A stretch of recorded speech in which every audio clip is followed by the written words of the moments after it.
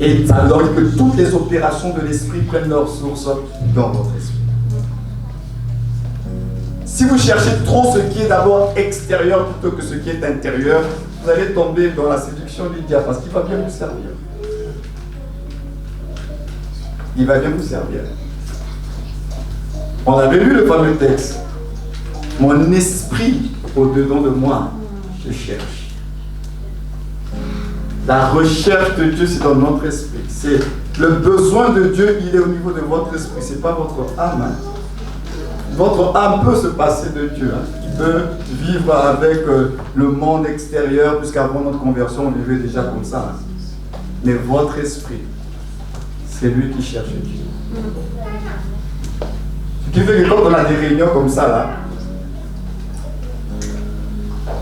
votre chair n'est pas disposée à la prière.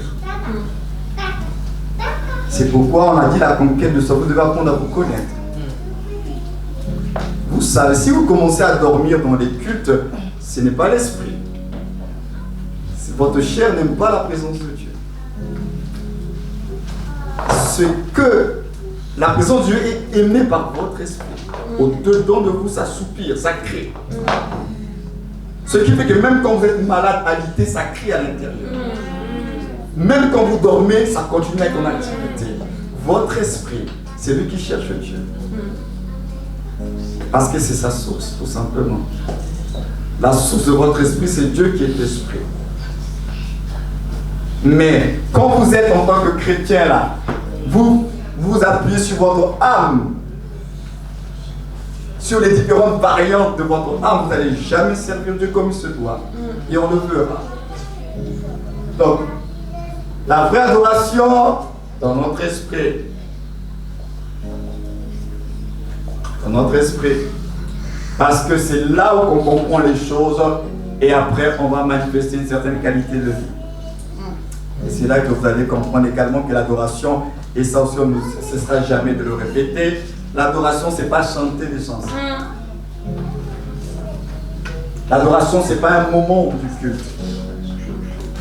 L'adoration, c'est votre vie. C'est des hommes et des femmes qui ont compris qui est Dieu. Et lorsqu'ils parlent de ce Dieu-là, ils ne parlent pas juste parce qu'ils ont entendu, mais parce qu'ils ont expérimenté quelque chose. Et c'est avec assurance qu'ils parlent de lui. Alors oui, quand ils élèvent la grandeur de Dieu, ils savent pourquoi ils élèvent cette grandeur-là. Quand ils proclament les hauts faits de Dieu, ils savent pourquoi ils pèsent, ce que cela signifie pour eux. Alors lorsqu'ils traversent certaines situations difficiles dans leur vie, ils savent que ça peut être un moyen par lequel Dieu va se révéler à eux, pour authentifier encore leur adoration. Alors à ce moment-là, parce que tu as traversé des moments difficiles de maladie, mais tu as crié vers le Seigneur, et Dieu a intervenu, et là tu viens à l'église, tu commences à pleurer, les gens ne comprennent pas pourquoi tu pleures dans sa présence, toi tu sais pourquoi tu es en train de pleurer.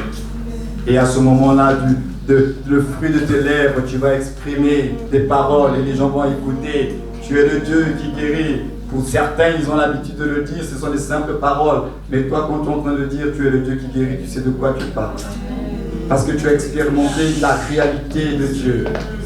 Et à ce moment-là, en fléchissant les genoux, tu deviens l'adorateur qui l'adore en vérité. Parce que ce que tu dis, ce n'est pas de la fabrication. Parce que tu as expérimenté le Dieu de vérité. Donc l'adoration, ce n'est pas chanter. Chanter, c'est une expression d'adoration. Mais ce n'est pas l'adoration. La vraie adoration dans notre esprit, les paroles de Dieu, comme Jésus, ne sont comprises et ce que dans notre esprit. Quand on nous dispose cet esprit, permet-nous de comprendre la parole dans notre esprit. Notre filiation divine est confirmée dans notre esprit. On a vu. On voit les caractéristiques. C'est dans votre esprit que vous avez le tampon, l'attestation que vous êtes enfant de Dieu. Votre filiation divine. Vous êtes enfant de Dieu, c'est dans votre esprit.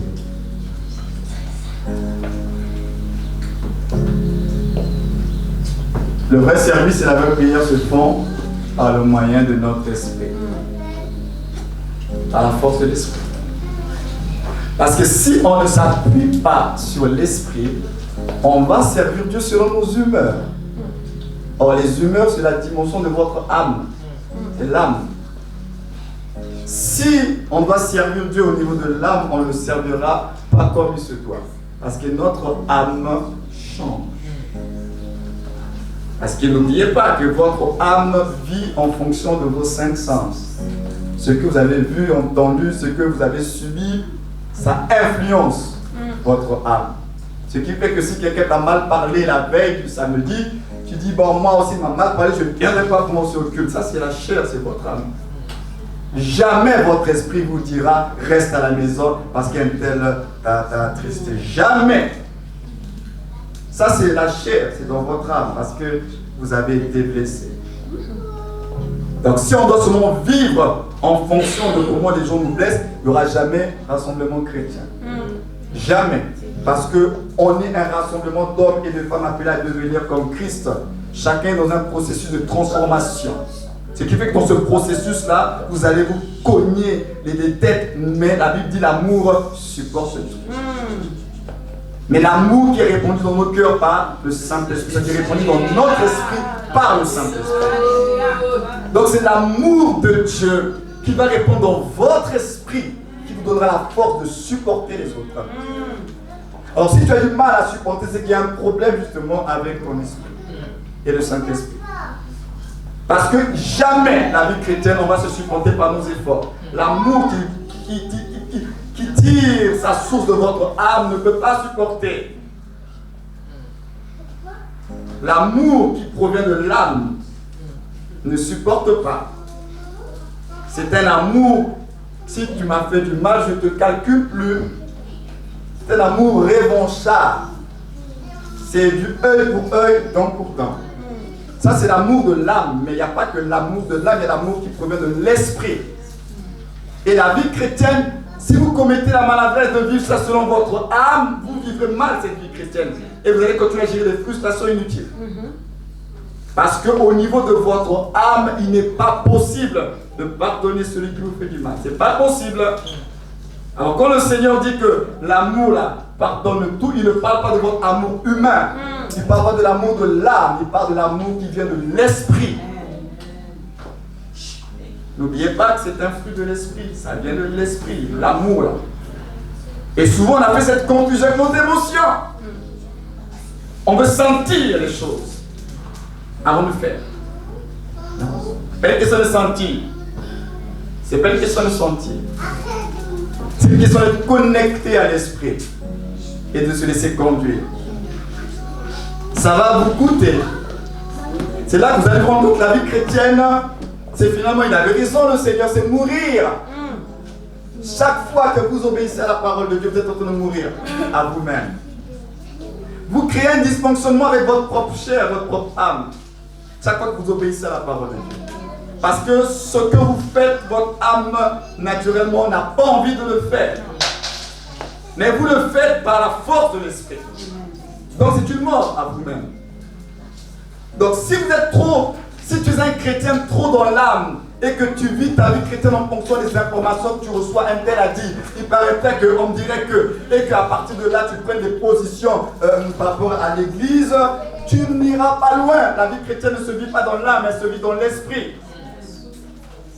Donc il faudra que dans l'esprit tu surmontes les frustrations de l'âme et tu ailles dans la présence de Dieu. Seigneur, donne-moi la force, Seigneur. C'est difficile, mais j'ai besoin de toi. C'est plutôt à ce moment-là que tu dois crier vers Dieu. Seigneur, j'ai besoin de toi. Combien de fois tu cries vers le Seigneur? Alors qu'on est tous confrontés aux difficultés de l'âme, aux difficultés émotionnelles. On doit crier vers Dieu. Seigneur, j'ai besoin de toi, je n'y arriverai pas. Tant qu'on ne va pas crier vers Dieu, ça ne va pas bouger. Criez vers Dieu pour qu'il opère dans votre esprit, vous donne la force qu'il faut. Amen. Et vous ne criez pas vers Dieu. Alors quand tu l'as vu une chrétienne, on vous appuie sur l'âme. Il m'a blessé, il m'a blessé, j'ai vu ceci, j'ai entendu. On dirait que et tu es là à la maison et le diable il est content. Que tu sois un chrétien à la maison, isolé, religieux. Pensons que tu es un enfant de Dieu alors que la vie chrétienne se vit en esprit.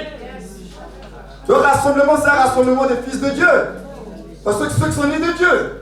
Pas un rassemblement des gens qui viennent se retrouver, on n'a rien à faire le dimanche, on va se... Non, non, non. L'église, c'est un rassemblement des fils de Dieu. On ne vient pas ici pour perdre le temps. parce que c'est dimanche. On vient ici parce que par conscience religieuse, dimanche j'étais à l'église. Non, l'église c'est toi-même. C'est pas cet endroit, l'église c'est toi. Si tu es un enfant de Dieu, ça se vit en esprit. Et cet esprit, il faut en prendre soin. Alors c'est pourquoi la mesure c'est ça. Si tu es trop dans l'âme, c'est que ton homme intérieur, tu ne l'entretiens pas assez.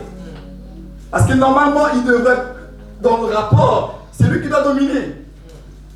Mais quand c'est ton âme qui domine trop dans ta vie, c'est que l'homme intérieur, là, tu n'en prends pas soin. C'est pas normal que tu sois un chrétien qui fonctionne que dans l'âme. Dans l'âme, dans l'âme, dans l'âme. Et après tu dis, Dieu va comprendre. Dieu ne va rien comprendre du tout. Dieu dit, je t'ai donné mon esprit. Je t'ai donné ma parole. Qu'est-ce que tu en fais? Tu as ma parole, tu as mon esprit. Maintenant, tu veux quoi? À toi maintenant de mourir à toi. C'est pas moi qui vais te mettre à mort, c'est toi-même qui dois te mettre à mort. Il dit mourir à vous-même. C'est nous. D'accepter de mourir. Donc, l'homme intérieur, le vrai service d'avant qu'ils ne se font que par le moyen de notre esprit. On prie par l'esprit. On va utiliser l'intelligence, mais c'est par l'esprit. Hein? Donc, et ça on le verra après. Ce qui rend fort, vous voulez qu'il soit fort, qui nous aide dans l'âme, dans nos conquêtes, voilà ces deux choses-là. Ce qui rend fort votre homme intérieur, il a besoin de ça. La parole et la prière, mais la prière en langue. La parole pratiquée, méditée, proclamée. Votre esprit se nourrit de la parole. Il se nourrit de la parole. Il se nourrit de la parole. La prière en langue, c'est pourquoi on dit que celui qui parle en langue s'édifie lui-même. Le lui-même, non pas de votre esprit.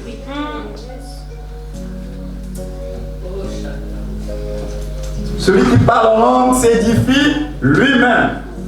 Plus tu vas parler en langue chez toi, dans tes moments de prière, tu es en train de fortifier ton homme intérieur. Maintenant, ceux qui parlent en langue, on priera pour vous, pour que vous puissiez recevoir le don de Dieu. Mais celui qui parle en langue s'édifie lui-même. La nourriture de votre esprit, c'est la parole de Dieu. Lui ne mange pas autre chose.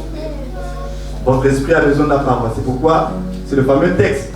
En effet, celui qui parle en langue ne parle pas aux hommes, mais à Dieu. Car personne ne le comprend et c'est en esprit. On dit quoi? C'est en esprit, n'est-ce pas?